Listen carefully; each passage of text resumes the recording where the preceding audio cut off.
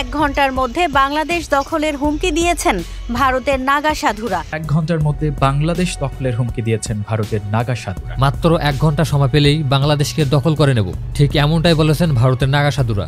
গঙ্গা সাগরের মেলায় নাগা সাধু তারাপরি বলেন, বাংলাদেশে হিন্দুদের ওপর অত্যাচার হচ্ছে, এখানে যদি হিন্দুরা হাতে তলোয়ার নিয়ে দাঁড়িয়ে যায় তো সব মুসলমান পালিয়ে যাবে। তলোয়ার লেকে খড়া হয়ে যায় তো সব মুসলমান ভাগ যায়, ফির क्या करेंगे ममता बनर्जी। তারপর নাগা সাধু দত্তগিরি বলেন, সরকার প্রশাসন যদি কিছু করতে না পারে তাহলে নাগা সাধুদের ছেড়ে দিন, বাংলাদেশে ঢুকে মামলা খতম করে দেব।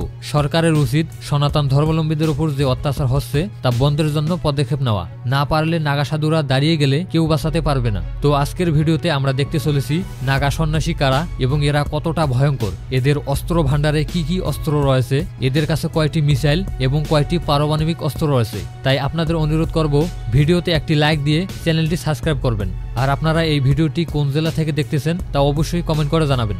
নাগা সন্ন্যাসী মানে হচ্ছে নগ্ন সাধু, এরা পোশাক পরেন না এবং কনকনে শীতেও সম্পূর্ণ পোশাকবিহীন অবস্থায় থাকেন, এর জন্য এদের ন্যাংটা সাধু বলা হয়। নাগা সন্ন্যাসী হতে চাওয়া ব্যক্তিরা সংসার জীবনের সঙ্গে সমস্ত বন্ধন ছিন্ন করে আখড়ায় আসেন। নাগারা হলো একটি পাহাড়ি জনগোষ্ঠী যাদের সংখ্যা আনুমানিক 2.5 মিলিয়ন। তারপর 6 থেকে 12 বছর অবধি কঠোর ব্রহ্মচর্য পালন করেন। নাগা সন্ন্যাসী হওয়ার জন্য প্রথমে চুল পুরোপুরি কেটে দিতে হয়, তারপর 108 বার গঙ্গা নদীর জলে ডুব দিয়ে গোসল করতে হয়, তারপর 5 জন গুরুর অধীনে শিক্ষা শুরু হয়, এরপর নিজের পিণ্ডদান ও তর্পণ করতে হয়। এগুলো করার পরে তিনি আখড়ায় সন্ন্যাসী হন। নাগা সন্ন্যাসী হওয়ার পরে তাকে সমস্ত ধরনের কাপড় খুলে ফেলে দিতে হয়। নাগা সাধুরা কাউকে প্রণাম এবং অভিবাদন জানাতে পারবেন না, তারা দিনে মাত্র একবার খেতে পারবেন। নাগা সন্ন্যাসীরা ভিক্ষা চাইতে পারবেন, তবে একদিনে কেবল 60টি ঘরে ভিক্ষা চাইতে পারবেন। এই 60টি বাড়ি থেকে যদি তারা কিছু না পান তবে তাদের সারাদিন ক্ষুধার্ত অবস্থায় থাকতে হবে। তারপর তাদের যৌনাঙ্গ বিশেষ কোনো উপায়ে অক্ষম করে দেওয়া হয়, মানে আপনি চাইলেও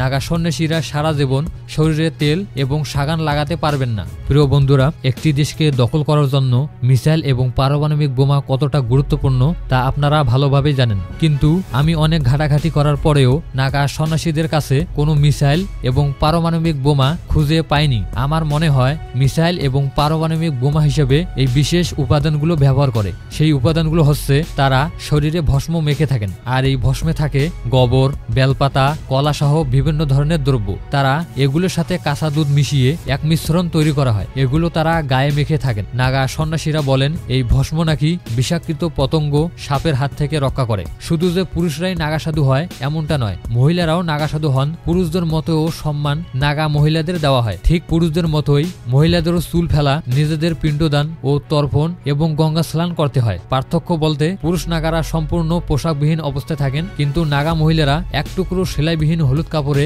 নিজেদের শরীরকে ঢেকে রাখেন। নাগা সাধুরা গরুর গোবর এবং গরুর প্রস্রাবকে পবিত্র মনে করে।